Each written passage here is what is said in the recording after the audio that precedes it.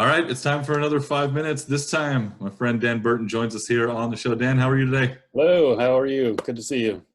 Hanging in there, man. All right, what's our topic going to be? Our topic today is the loss of reality show component of the NFL in the new playoff structure. Why I don't like it. This is a heck of a twist. I can't wait to see what we have in store here for the next 5 minutes. All right, I will put 5 minutes on the clock, and here we go. I'm going to start with my opinion. I love it. I like more teams being in the playoffs under this new format. 7 in each conference. Give me that extra wild card all day long. The Rams and Steelers probably, well, they might like it going forward, but they didn't like it for last year because they would have. They would have been the teams last year. Yep. Exactly. So, but going forward, you give me an extra football game in each conference. I'm not going to be upset about it, but you have a wildly different take on this.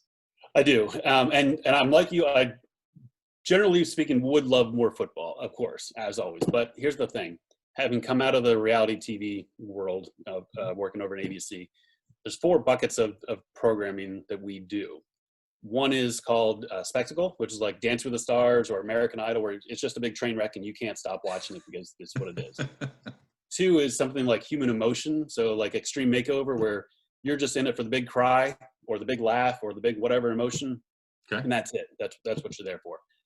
3 is Group Dynamics, which is like Big Brother or Amazing Race, something where you're playing along and you're kind of watching the people who are talking over each other and their interactions, and you're just watching for people just butting heads against each other. And then 4 is Gameplay, which is all your game shows, something like Amazing Race, where you are capable of like doubting what's going on or saying, I wish they would try this tactic instead. And the NFL, to me, is the greatest reality show of all time because it's the only thing out there that hits on all 4 of those buckets. It's got the spectacle, it's got the human emotion, it's got the group dynamics, and most of all, it's got the gameplay. But when I say gameplay, I don't just mean what are you going to do on 4th down or whatever, like that's important.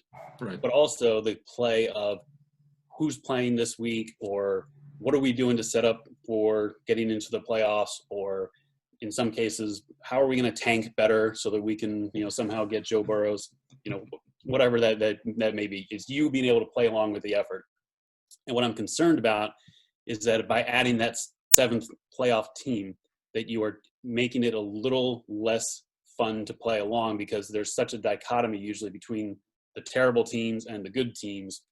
And more specifically, that usually there's one team per conference that's going to separate itself a little bit and kind of jump out to that 13-1, towards the end of the season. There's not usually 2 of those in each conference.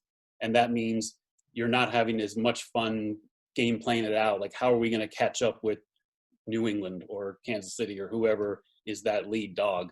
And you don't have as much opportunity to kind of, play along with that, with like the NFL playoff machine. It's not as much fun if you already kind of can see where the seeds are going to fall 5 weeks before the end of the season. So if you know that it's only going to be one team way out front, this new format only allows for 1 bye in each conference. And in essence, right, the other 6 are competing. So with that format, does that help you feel a little better about it, or does that still fall into the other buckets? No, that's what I think is going to be missing in all this, is because you get one team that pulls out ahead and you're going to go, okay, Baltimore has the first round, bye, and they're the lead dog, home through the playoffs, the whole thing.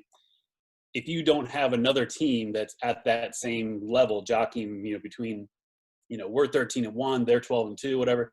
If there's one team that's like clearly separated itself, then everybody else just kind of falls into that pack, and you just kind of said, okay, well, we kind of can see where this is going. Because even with the NFL today, by and large, by the time you're within 2 weeks of the end of the season, you're down to like one team that's in the hunt, and everybody else is kind of more or less settled. And maybe like there's a little jockeying in position between I'm the 3 seed or the 4 seed or whatever. But it's not as much, to pay attention to there at the end. And I remember one season years ago where there were so many teams vying to be in it right at the end that there was one game, I can't remember, it was the Packers and a different team that was trying to actually outscore each other in the final game, because that wound up being the tiebreaker because things were so, convoluted that way. And that was fun. That was the kind of thing where you're watching literally right up until the last minute of the last game on the last weekend, to figure out how it's all going to fall together.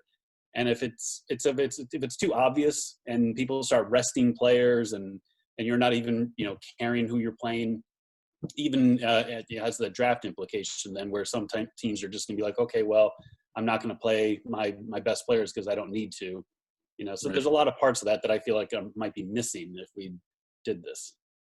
Well, there you go. We came just a few seconds short of 5 minutes. We're going to make it right on time because I just dragged it out a little bit. But I like your opinions. I like the idea. Those final 6 teams are basically going to be the ones jockeying if somebody gets way out front. So if we get to see football played this season, we'll see if your prediction comes true. Dan, thanks so much for joining us here today. Tell Katie I said hi. I will.